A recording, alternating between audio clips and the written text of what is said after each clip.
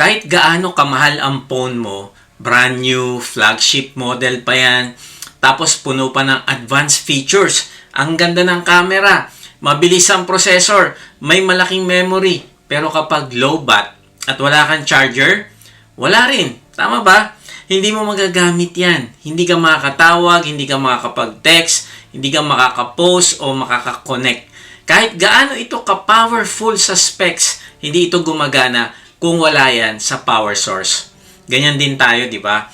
Sa panlabas, parang okay naman, may trabaho, may ministry, may pamilya, may ginagawa para sa Diyos. Pero sa loob, maaring pagod ka na, drained, nawawala na yung sigla, yung dating apoy, parang nauupos na kandila.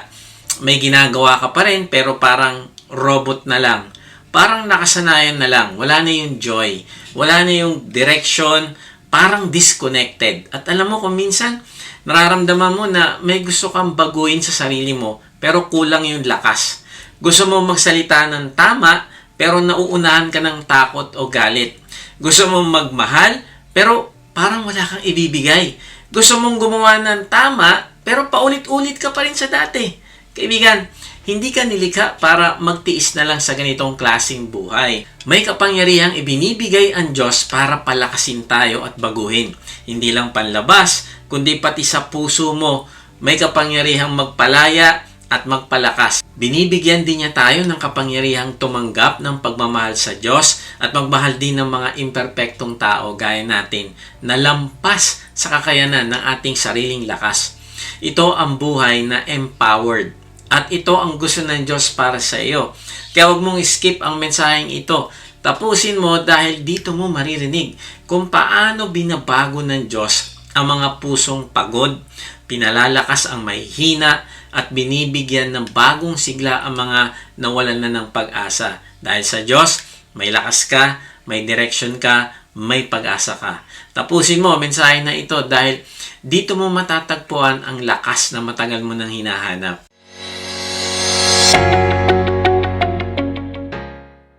Magandang araw muli mga ka-WOTG. Salamat sa Diyos sa inyong pagsubaybay sa mga mensahe ng ating Diyos dito sa ating vlog na may bagong upload every Monday 6pm. Sa mga hindi pa nakakilala sa akin, ay ako po si Kuya Mike.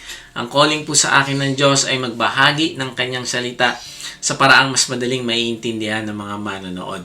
Salamat sa inyong lahat na nagdesisyon na isuko ang inyong sarili sa Diyos at sumali sa ating online discipleship group. Mag-type lang kayo ng join sa comment section kung hindi ka pa nakakasali. Siya nga pala, kung gusto mo sumama sa aming online worship service, ay ginaganap namin ito ng 11 a.m. Sunday. Copy mo lang ang link na nakalagay sa description at i-paste mo lang ito sa inyong Chrome o kahit anong browser at instantly makaka-join ka na sa ating online worship service. Meron nga pala tayong gaganapin na baptism. Kung ikaw ay nagsuko na ng iyong buhay sa Panginoong Hesus, ay inaanyahan ka namin i-declare mo ito publicly. Ang registration ay makikita nyo sa description. O mag-type kayo ng baptize sa comment section. Sumali ka din every Monday sa ating D-Group Leaders Training. Panahon na para humakbang ka ng pagsunod sa panawagan ng Diyos sa iyo na gumawa ng alagad. Mag-register ka lang sa link na nasa description. Okay, balik tayo sa topic. Tanong ko lang, kailan mo huling naramdaman na puno ka ng lakas? Hindi lang physical kundi yung alam mong malakas ka dahil may ginagawa si Lord sa buhay mo. May direction, may saysay, hindi ka lang basta nabubuhay para mag-survive, kundi may layunin kang tinutupad para sa Diyos. Ito kasi ibig sabihin ng empowered life. Ang mabuhay na may direksyon, may layunin at may kapangyarihan. Pero ang tanong, paano tayo magkakaroon ng kalakasan sa ating buhay? Simple lang ang sagot. Kailangan natin ang banal na spirito sa buhay natin. Hindi ito bagong idea. Actually, ito talaga ang disenyo ng Diyos mula pa noon. Na sa bawat nananampalataya sa Panginoong Hesus, may regalo siyang ibinibigay, ang banal na spirito. Siya ang nagbibigay ng kapangyarihan para gawin ang mga bagay na hindi natin kayang gawin sa sarili nating lakas. Ang layunin niya ay hindi lang tayo para iligtas, kundi para mabuhay na may meaning at purpose. Basahin natin ang Acts chapter 1 verse 6 to 8. Na magkagayon samantalang sila'y ay itinanong nila sa kanya na sinasabi, Panginoon, isasauli mo baga sa panahong ito ang kaharian sa Israel? At sinabi niya sa kanila, hindi ukol sa inyo ang mga panahon o kapanahunan na itinakda ng Ama sa kanyang sariling kapangyarihan. Datapwat, tatanggap kayo ng kapangyarihan pagdating sa inyo ng Espiritu Santo at kayo'y magiging aking mga saksi sa Jerusalem at sa buong Judea at Samaria at hanggang sa kahuli-hulihang bahagi ng lupa. Mga kapatid, ito ang turning point ng buhay ng mga disciples. Itong Acts 1:8 para sa akin, ito ang sentro ng buong aklat ng mga gawa. Ito ang summary ng kwento ng early church na naranasan nila ang empowered life sa pamamagitan ng banal na spirito. Sabi ni Warren Wiersbe, without the Spirit of God, we can do nothing. We are as ships without wind. We are useless. Minsan, akala natin, ang goal ng pagiging Kristyano ay basta makarating lang sa langit. Pero kapatid, may mission tayo dito sa lupa. Sabi ng Panginoong Yesus, kayo'y magiging mga saksi ko. Ibig sabihin, ako at ikaw mismo ang magiging patotoo. Patotoo ng kanyang pagmamahal, patotoo ng kanyang grasya o grace, patotoo ng pagbabago na ginagawa niya sa bawat taong mananampalataya sa kanya. Kaya lang, ang tanong, paano kung pagod ka na? Paano kung parang wala ka ng gana o direksyon sa buhay? Alam mo, mapapagod ka talaga kung sinusubukan mong gawin ang lahat sa sarili mong lakas. Hindi sapat ang kaalaman. Hindi sapat ang galing o talento. Hindi sapat ang training. Hindi sapat ang passion. Hindi sapat ang matinding emotion. Hindi sapat ang sincerity. Hindi sapat ang magandang intensyon. Kung walang kapangyarihang kasama, ay hindi tayo magtatagumpay. At ang kapangyarihang ito ay manggagaling lang sa banal na spirito na nananahan sa bawat nananampalataya sa Panginoong Yesus. Imagine mo ito. Yung mga disciples ng Panginoon, mga trained na nga sila eh. Nakita nila ang Panginoon na gumagawa ng himala, nakinig sila sa mga aral niya mismo, pero sa kabila ng lahat ng iyon, takot pa rin sila. Kaya nga, nanatili sila na nagtatago noon sa upper room kasi maaaring sila na ang isunod na hanapin at patayin ng mga Pariseo. Pero nung bumaba ang banal na spirito, nagbago ang lahat. Si Pedro na minsan nagtago, naging matapang na tagapagsalita. Ang mga disipulo na natakot at nagtakbuhan nung inaresto ang Panginoon ay naging mga tagapagdala ng good news sa buong mundo. Kahit pa sila ay pinipersecute. Now, ang tanong kaibigan, gusto mo rin bang maranasan ang ganitong kapangyarihan at tapang sa iyong buhay? Gusto mo bang ang buhay mo ay maging empowered, may direksyon, may bunga, hindi lang pansamantalang bunga, kundi yung bunga na pang walang hanggan, yung merong eternal value. Then, ilingin natin sa Diyos na puspusin tayo ng banal na spirito. Ang ibig sabihin ay, magpapasakop tayo na sumunod sa kanyang kalooban sa buhay natin sa araw-araw. Hindi ito self-help. Hindi ito about just do your best at magtatagumpay ka. No, ito ay tungkol sa kapangyarihang galing sa Diyos mismo. Kaya nga, sinabi sa Acts 1:8, tatanggap kayo ng kapangyarihan. Kailan? Kapag dumating ang banal na spirito sa inyo. At ano magiging epekto? Kayo magiging mga saksi, hindi lang spectator, hindi lang tagapakinig, kundi active player. Kasama sa misyon, kasama sa movement. Kaya ito yung hamon sa iyo, kapatid.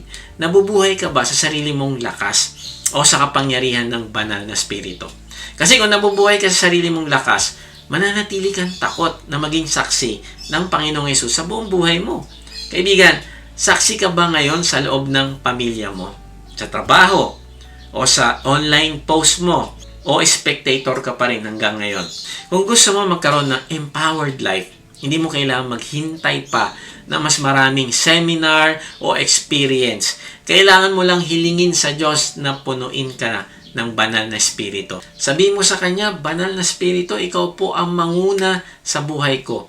Makikipag-cooperate po ako sa inyo. At alam mo, kapag siya ang may control sa iyo, nakikipag-cooperate ka sa Kanya, you will know that you are made for more. Hindi lang para kumain, matulog, magtrabaho, mag-worship, paglinggo, tapos repeat sa isang endless cycle. No, hindi ganito. Kasi ang boring naman ng buhay kung para dito ka lang mabubuhay.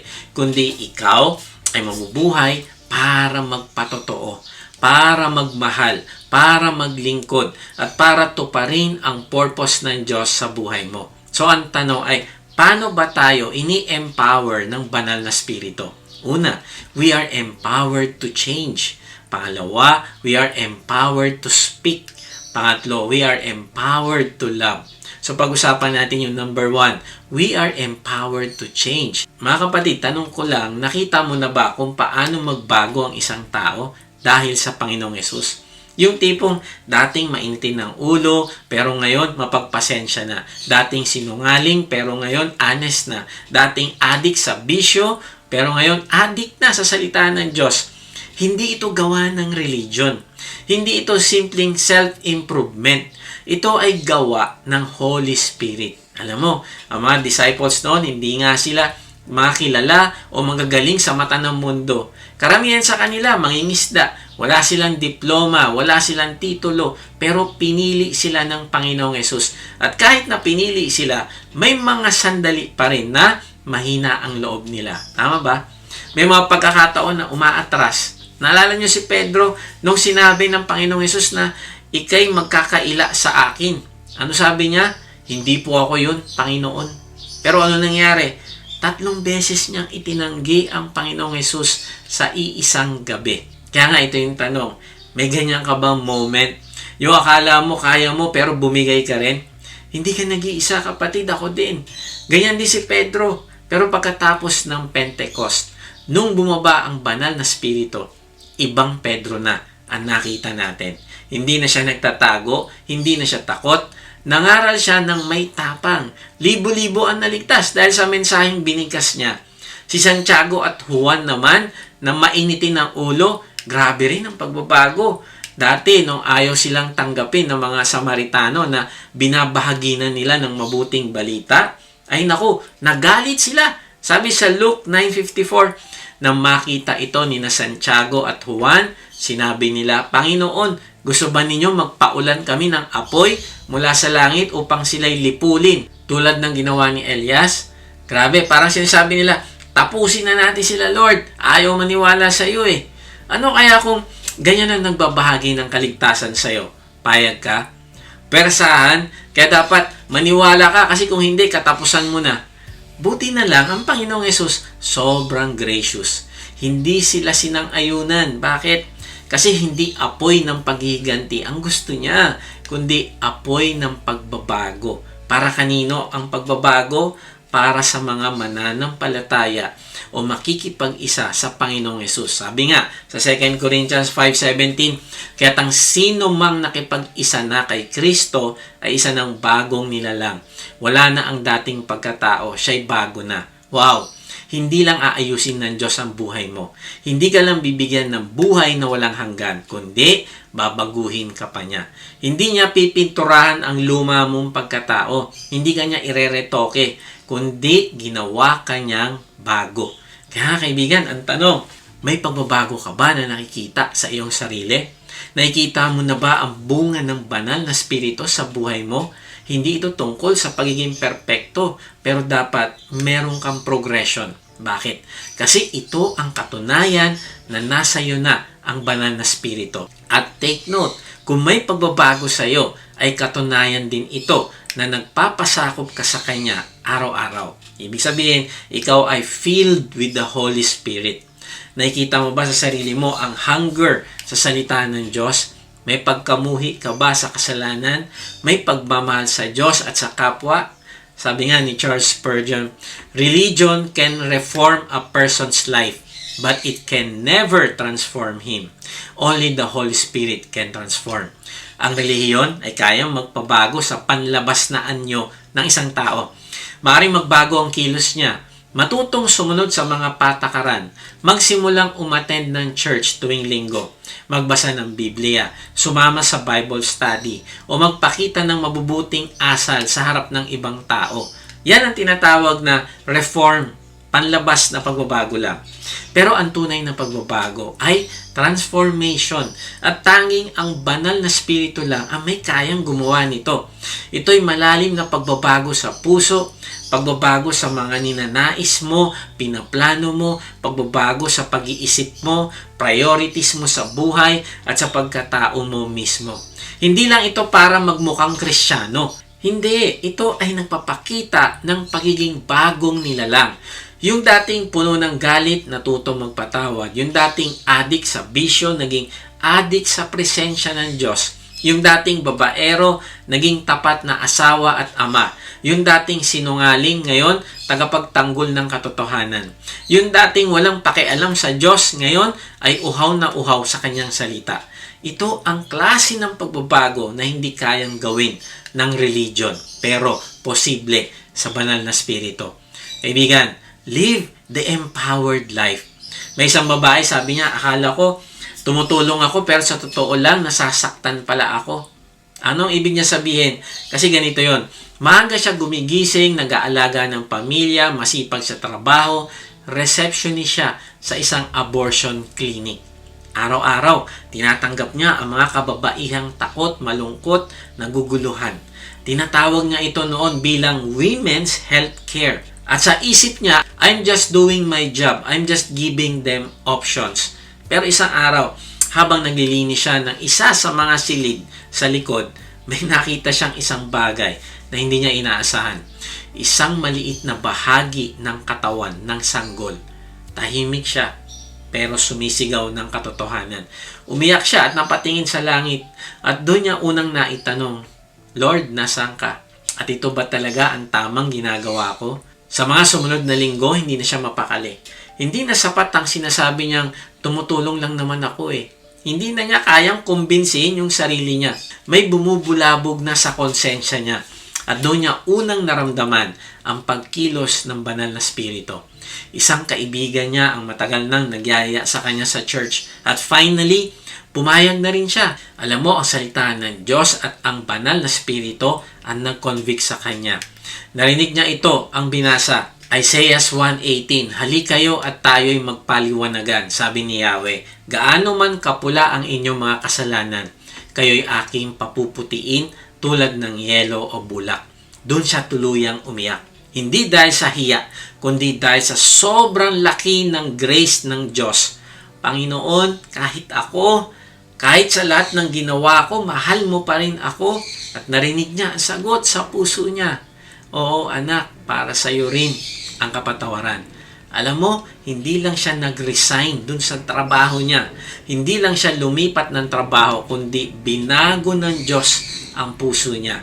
At ngayon yung dating receptionist sa abortion clinic na yon ay tumutulong na ngayon sa mga kababaihan na gustong panatilihin ng kanilang anak.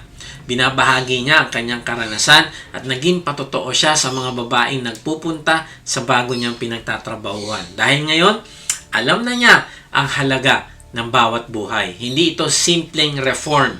Ito ang tunay na transformation mula sa banal na spirito.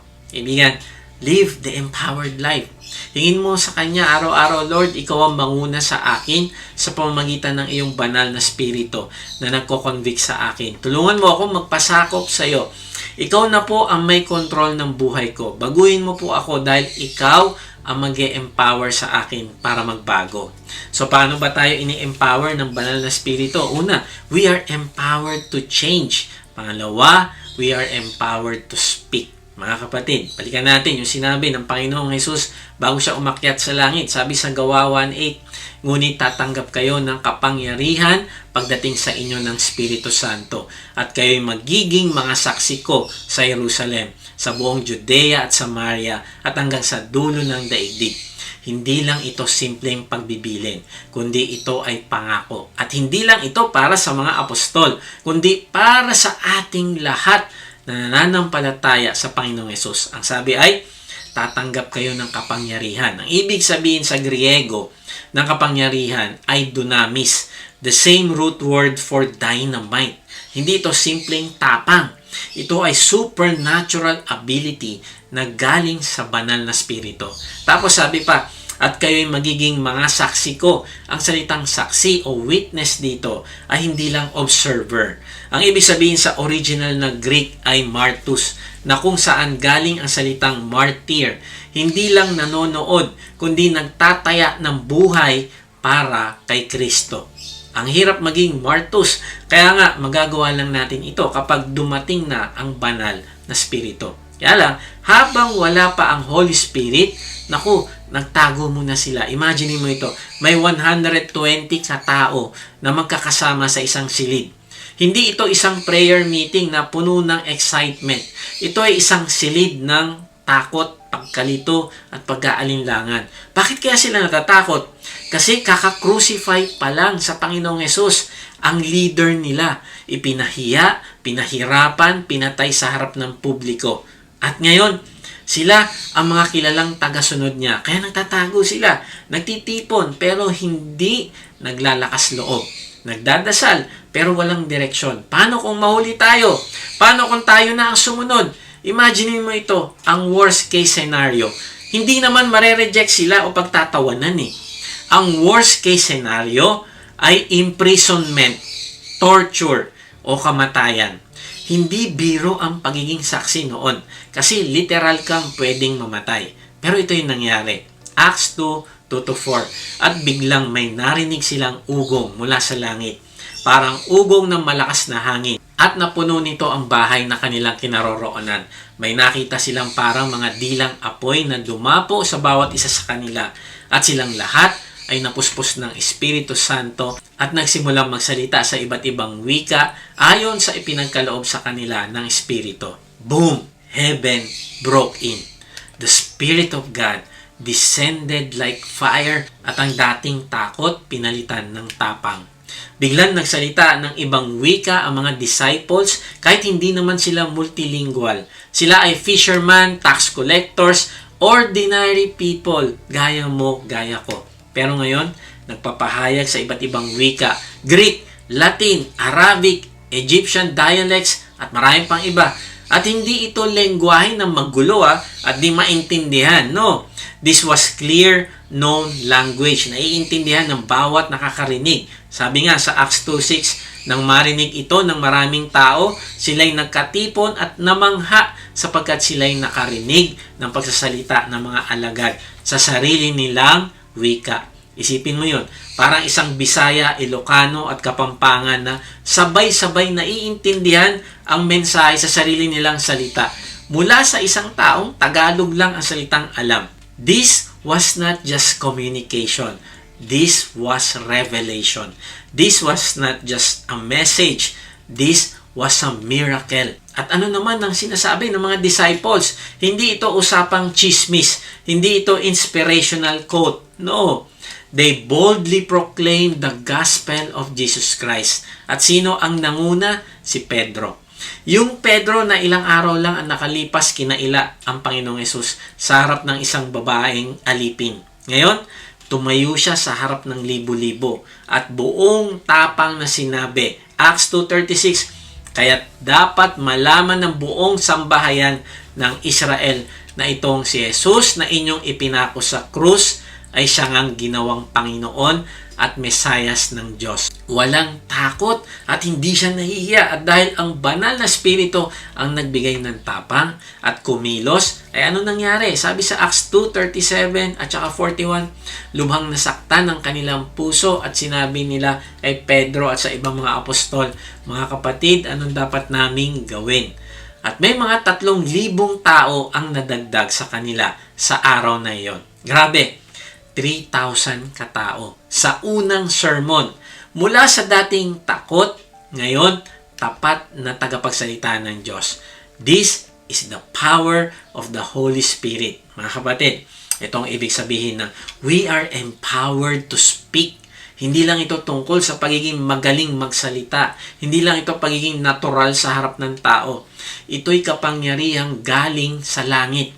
Ito ang uri ng kapangyarihan na tinatanggal ang takot, binubuksan ng bibig, nagdadala ng liwanag sa kadiliman. Umaabot sa iba't ibang wika, lahi at puso. Sabi nga ni J.I. Packer, what we need is not more learning, not more eloquence, not more persuasion, not more organization, but more power from the Holy Spirit. Kaibigan, live the empowered life. Kaya ang tanong ko, kaibigan, ano pumipigil sa'yo para magsalita? Takot ka ba? Kakulangan sa galing? Nahihiya ka? Kung ang banal na spirito ay kayang baguhin ang mga ordinaryong tao na tulad nila Pedro, kaya ka rin niyang gamitin. Hindi mo kailangan maging eloquent. Hindi mo kailangan ng stage at posisyon. Kailangan mo lang ang Espiritu ng Diyos sa iyong puso. Magpasakop ka sa leading niya sa iyo at ikaw ay makakagawa ng higit sa kaya mong gawin. At kapag siya'y nasa iyo, you will speak. You will witness. You will live the empowered life. Sabi nga ni A.W. Tozer, the Holy Spirit transforms and renews us, creates harmony and unity, and gives us courage and joy for mission. Isipin mo, ang isang electric drill, maganda itsura, maraming features, mabilis, malakas, pero kung hindi naka-plug sa kuryente, wala ring silbi. Ganyan din tayo, maaaring kompleto ang training mo, marunong ka magsalita, may magandang intention ka, pero kung hindi ka nakasaksak sa kapangyarihan ng Diyos, wala kang magagawa. Sabi sa 2 Timothy 1:7, sapagkat ang espiritong ibinigay sa atin ng Diyos ay hindi espiritu ng kahinaan, kundi espiritu ng kapangyarihan, pag-ibig at pagpipigil sa sarili. Alam mo, kapag nagsalita ka sa sarili mong lakas, maaaring may maabot kang ilan, maaaring may ma-inspire, pero kapag nagsalita ka sa kapangyarihan ng banal na espiritu, ang mga puso ay mabubuksan, ang mga buhay ay magbabago, ang mga kasalanan, naku, tinatalikuran. Your voice becomes a vessel. Your words carry weight because it's no longer just you speaking. It's God speaking through you. Sabi sa Romans 10:17, kaya't ang pananampalataya ay bunga ng pakikinig. At ang pakikinig naman ay bunga ng pangangaral tungkol kay Kristo. Ibig sabihin, ang simpleng pagbabahagi mo ng gospel kapag puspos ng Espiritu ay maaaring maging daan sa kaligtasan ng isang tao. Ang isang verse na sinabi mo, ang isang encouragement na ibinahagi mo, ang isang testimony na kinuwento mo ay maaaring literal na magligtas ng buhay. Not because you're eloquent, but because you're empowered. Kaya nga, huwag kang matakot, huwag kang mahiya. Huwag mo isipin na maliit ka lang, huwag mo sabihin, hindi ako marunong magsalita. Hindi mo kailangan maging magaling. Kailangan mo lang maging puspos. Kailangan mo lang i-align ang iyong buhay sa kalooban ng banal na spirito. Hindi mo maituturo ang isang bagay sa kapangyarihan ng banal na spirito kung hindi naman ikaw yun. May kausap ako na isang kapatiran na magpipreach sa kanilang church. Sabi ko sa kanya, hindi magkakaroon ng pagbabago ang isang tao o ang iyong congregation kung ang ipapagawa mo sa kanila ay isang bagay na hindi mo naman ginagawa. Kung gusto mo sila maging intimate sa Diyos, na ang Diyos ang pinakamamahal nila sa kanilang buhay, ay kailangan ikaw ay mahal na mahal mo din ang Diyos. Hindi mo pwedeng sabihin sa kanila na bigyan ng time ang Diyos kung hindi ka naman nagbibigay ng time sa Diyos. Hindi kikilos ang banal na spirito sa iyo at sa tao miniministeran mo kung hindi ka nananatili sa Kanya. Sa kabaligtaran, kung ikaw ay may lumalago at nagmamahalang relasyon sa Diyos, at nagpapasakop ka sa banal na spirito, you don't just speak. You declare heaven's truth with heaven's power. Bakit? Kasi naka-abide ka sa Kanya, nakakonect ka sa Kanya. Sabi ni John Calvin, it is futile for us to try to serve God without the power of the Holy Spirit. Talent, training, and experience cannot take the place of the power of the Spirit. Kaibigan, ang kailangan ng mundo ngayon, hindi lang galing, hindi lang karunungan, kundi mga Kristiyanong puspos ng Espiritu Santo na handang maging saksi para kay Kristo. Hindi mo kailangan maging sikat, hindi mo kailangan marami kang alam o marami kang followers. Kailangan mo lang magpasakop sa banal na Espiritu. Ngayong araw, maaaring may sinasabi ang Espiritu ng Diyos at simple lang ang kanyang paanyaya. Lapit ka sa Kanya. Hilingin mo na puspusin ka niya at baguhin at bigyan ng kakayanang magsalita para sa kaharian niya. Si Brie ay lumaki sa isang church. Kilala niya ang Panginoong Yesus. Naglilingkod siya sa ministry. Pero sa loob-loob niya, ang dami niyang tanong. Paano kung pagtawanan nila ako? Paano kung mali ang masabi ko? Paano kung ma-offend sila? Sa tuwing nasusubukan niya magsalita tungkol kay Jesus, umaatras siya. Hindi dahil hindi siya naniniwala, kundi dahil natatakot siya sa opinion ng ibang tao. At alam mo, maraming Kristiyano ang ganyan. Hindi dahil kulang sa kaalaman, hindi dahil kulang sa pagmamahal sa Diyos, kundi dahil takot na takot mapahiya, takot na takot masaktan, takot na takot mawalan ng relasyon. Isang araw, alam mo, napagod na si Bree. Sabi niya, Lord, pagod na akong nauunahan ng takot. Gusto kong magsalita para sa'yo, pero hindi ko kaya mag-isa. At sa sandaling yon ng pagsuko, alam mo, pinuspos siya ng banal na spirito. Hindi ito dumating na may kidlat o kulog o apoy, pero may kapayapaan siya na dama. May confidence at higit sa lahat, may tapang na hindi niya dati alam na kaya pala niya. Mula noon, hindi na siya muling nagtago. Ngayon si Bree, nagsasalita na ng may tapang. Nagpapatotoo na may kalayaan. Nabubuhay na hindi para magpa-impress, kundi para magpatotoo. Ibinabahagi niya ang ebanghelyo sa mga strangers sa coffee shop. Nangunguna siya sa panalangin, sa small groups nang walang pagdadalawang isip.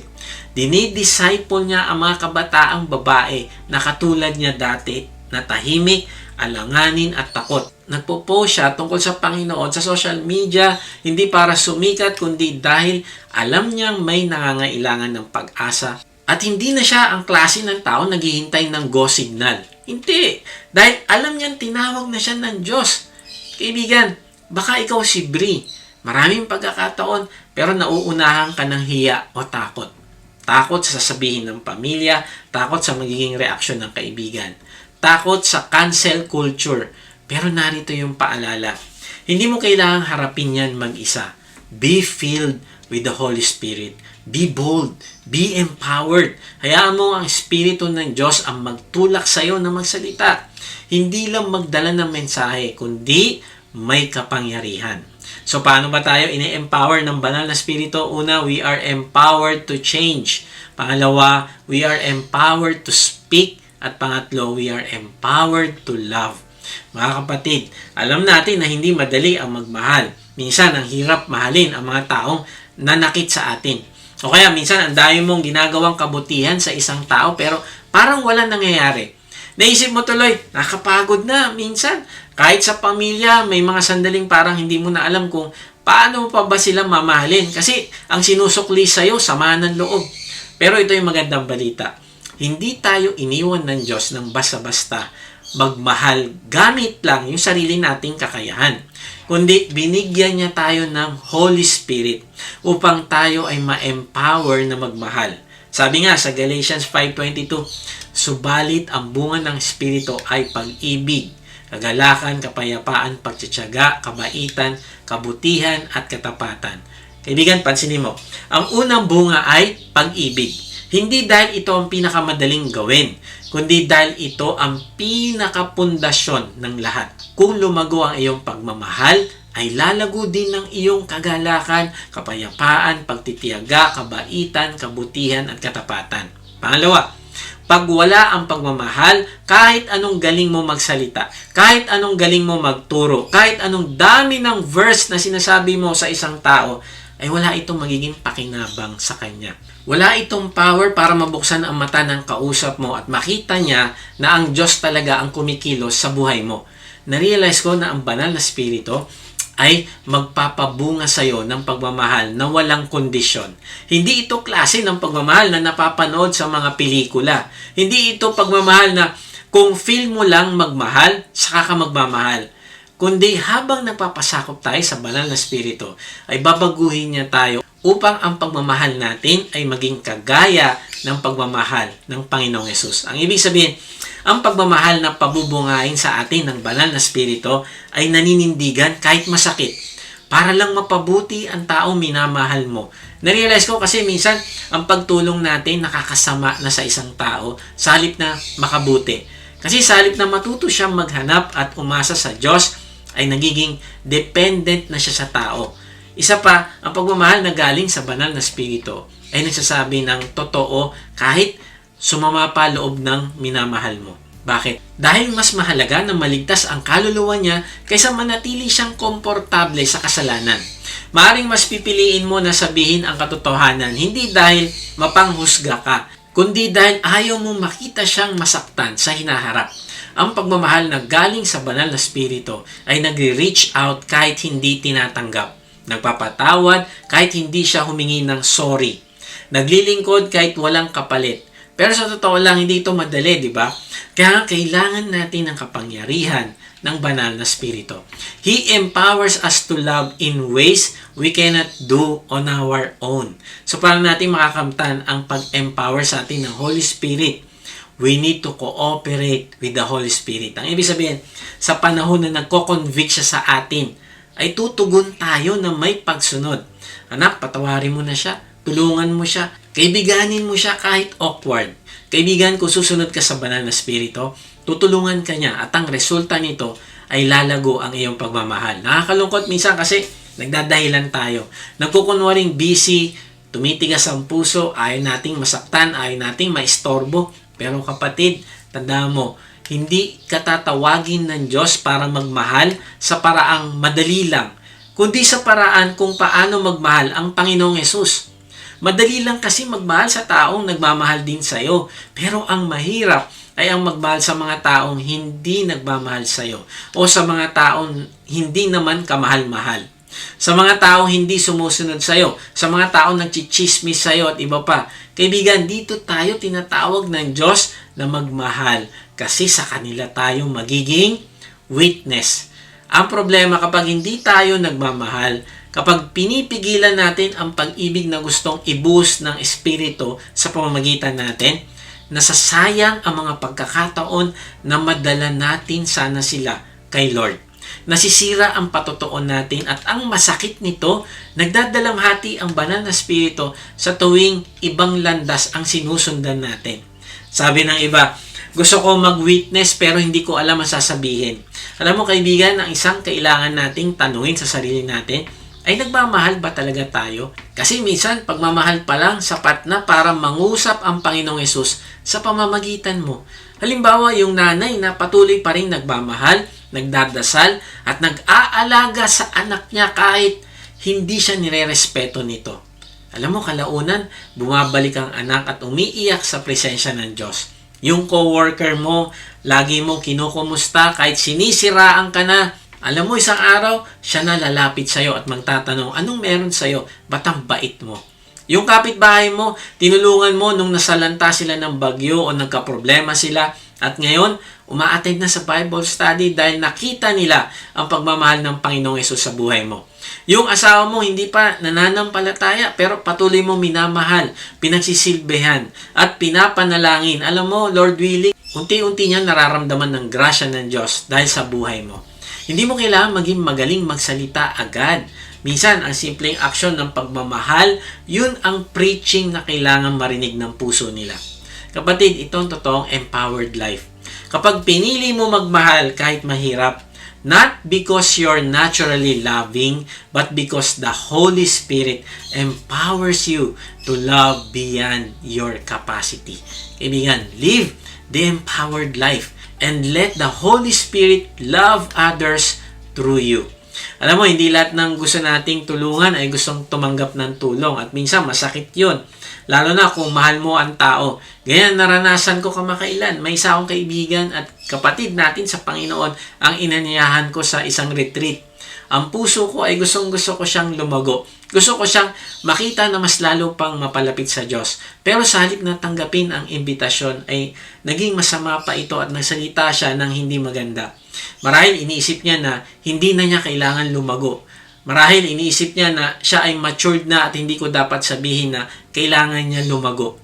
Alam mo, honestly ay na-offend ako at nagalit. Hindi dahil galit ako sa kanya personally, kundi dahil mahal ko siya at gusto ko siyang mapabuti. Sa totoo lang, yung laman ko, gusto ko sana magsalita ng masakit, pero nag-convict sa akin ng banal na spirito. Malinaw na sinabi niya sa puso ko na mas mahalaga ang relasyon namin kaysa patunayan kung sino ang tama at mali. Na mahalin ko ang aking kaibigan ng walang kondisyon. Na-realize ko na Hindi lang siya ang kailangan magbago, ako rin. Ang attitude ko na kahit totoo ang concern ko, maaaring hindi ko ito sinabi na may pagmamahal. Kaya nanalangin ako na, Lord, linisin mo yung puso ko, ayusin mo ang motibo ko. Turuan mo ako magmahal hindi lang kapag madali, kundi lalo na kapag masakit. Nag-apologize ako sa aking kaibigan at inayos muli ang aming relasyon. Sabi nga ni C.S. Lewis, don't waste time wondering if you love your neighbor. Act as if you do. And as soon as you do, you'll find one of the great secrets. When you behave as if you love someone, you'll soon begin to actually love them. Kung gagawa mo ng masama ang taong kinaiinisan mo, mas lalo mo siyang kamumuhian. Pero kung gagawan mo ng kabutihan ang taong kinaiinisan mo, kahit napipilitan ka sa umpisa, naku, unti-unti magbabago rin ang puso mo. Alam mo, ang tunay na pag-ibig, hindi lang feelings. It's a choice. And it's a work of the Holy Spirit.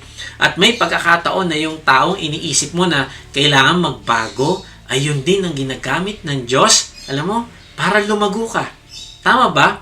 Kaya kung may taong mahirap mahalin, kung may ayaw tumanggap, kung feeling mo hindi na-appreciate ang effort mo, don't give up. Don't give in to the flesh. Live empowered life. Let the Spirit clean your heart so your love becomes like Christ. Alam mo, sila ang ginagamit mas madalas ng Diyos para tayo lumago.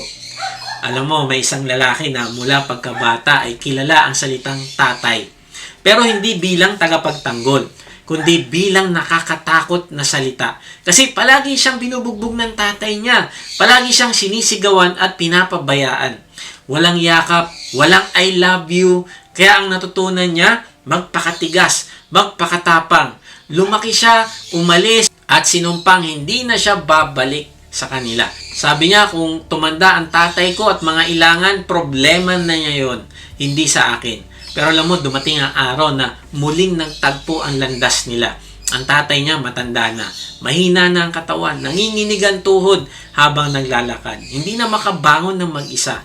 At sa harap ng lahat ng masasakit na alaala, may tanong na bumulong sa puso niya. Anong gagawin mo ngayon? Ang laman ng puso niya, gusto nang umiwas. Di ba siya may utang ng lahat? Wala siyang karapatang alalayan. Wala siyang karapatan na tulungan. Pinabayaan niya ako, bakit ko siya tutulungan? Pero sa gitna ng tahimik na tensyon sa loob niya, nagsalita ang banal na spirito. Ang sabi nito, I forgave you. Will you let me love through you? At sa hindi niya inaasahan, humakbang siya at inalalayan ang kanyang tatay. At sa unang pagkakataon, sa napakahabang panahon, inalalayan niya ang taong minsang sinaktan siya.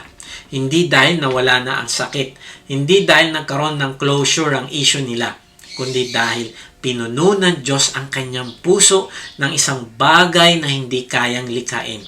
Ito ay ang pagmamahal ng walang kondisyon. At ito sinabi niya habang pinapasan ang dating nagpapabigat ng kanyang pagkatao. Who but God could have filled a stone heart such as mine with pity and forgiveness? Mga kapatid, ang ganitong klase ng pagmamahal ang hindi kayang likhain ng kahit anong seminar, kahit anong disiplina, kahit ilang taon ng paghilom. Ito'y gawa ng banal na spirito. Kung kaya niyang baguhin ang puso ng isang lalaking puno ng sugat, kaya rin niyang baguhin ang sayo. Ibigan, may tao bang mahirap mahalin? May tao bang paulit-ulit na nananakit sayo? Don't do it in your own strength. Let the Holy Spirit love through you. Sabi sa Romans 5:5, sapagkat ang pag-ibig ng Diyos ay ibinuo sa ating mga puso sa pamamagitan ng banal na spirito na ibinigay na sa atin. Live the empowered life by choosing to love the ones no one expects you to love. Kapatid, napag-usapan natin ngayon na ang banal na spirito ang nagbibigay ng kapangyarihan sa atin. Kapangyarihan magbago, kapangyarihan magsalita ng may tapang, kapangyarihan magmahal kahit mahirap. Pero ito yung pinakamahalagang katotohanan.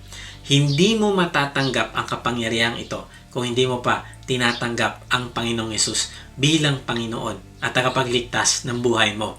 Ang empowered life ay hindi resulta ng disiplina, hindi ito resulta ng good works o galing o husay.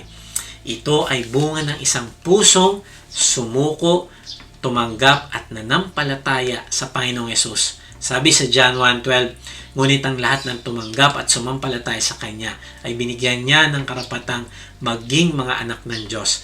Kung sa puso mo ay may kirot, pagod o pagkauhaw sa isang bagong simula, inaanyayahan kita ngayong lumapit sa Panginoong Yesus. Hindi mo kailangan maging perpekto.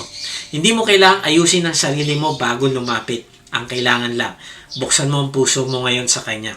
Kung handa ka nang tanggapin ang Panginoong Yesus bilang iyong tagapagligtas, sumunod ka sa akin sa panalangin na ito.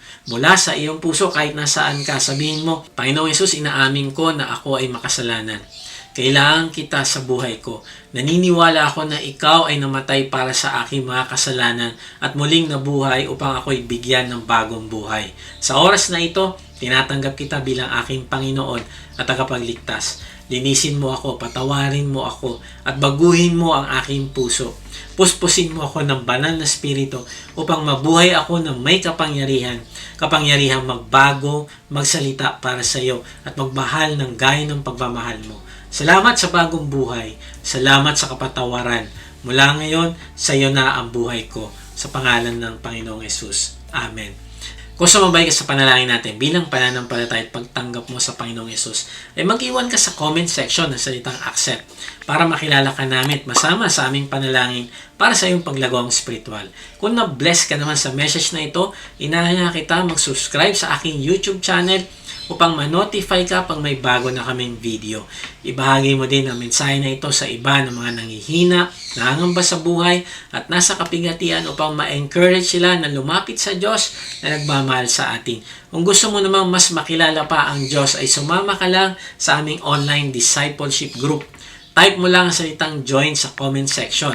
Salamat nga pala sa mga nagsusupport sa ating ministry. At kung gusto mo maging partner sa ministry na ito, na magamit ka ng Diyos sa pagpapalaganap pa ng kanyang salita at pagtulong sa mga nangailangan, ay inaanya kita mag-support financially sa ating gawain. Meron tayong link sa ating give page sa description. Pag hindi nyo nakita ang link, ay mag-type lang kayo ng partner sa comment section at papadala namin kayo ng link. Tapos kung gusto mo sumunod sa utos sa atin ng Panginoong Yesus na gumawa ng disciple o alagad, ay may registration link tayo sa description. Sa ating pagtatapos, sa iwan ko ito sa inyo. The empowered life is not about trying harder. It's about surrendering deeper to the Holy Spirit so Christ can live, speak, and love through you. Mga kapatid, ang tunay na empowered life ay hindi para sa piling tao lang. Ito'y para sa bawat isang pusong handang sumuko sa Panginoong Yesus. Hindi ito buhay ng sariling lakas, kundi ng kapangyarihang galing sa banal na spirito. Kaya mula sa araw na ito, huwag kang mamuhay sa takot, sa pagod o sa dating pagkatao. Live the empowered life. Magbago, hindi dahil sa iyong kakayahan, kundi dahil sa Panginoong Yesus. Magsalita, hindi para sa sariling pangalan, kundi para sa kanyang kaluwalhatian. Magmahal, hindi ayon sa iyong limitasyon, kundi ayon sa kapuspusan ng banal na spirito. Ito ang buhay na tinawag tayo para mabuhay. Ito ang buhay na tunay na may layunin. Ito ang empowered life. At nagsisimula ito sa Panginoong Yesus. God bless.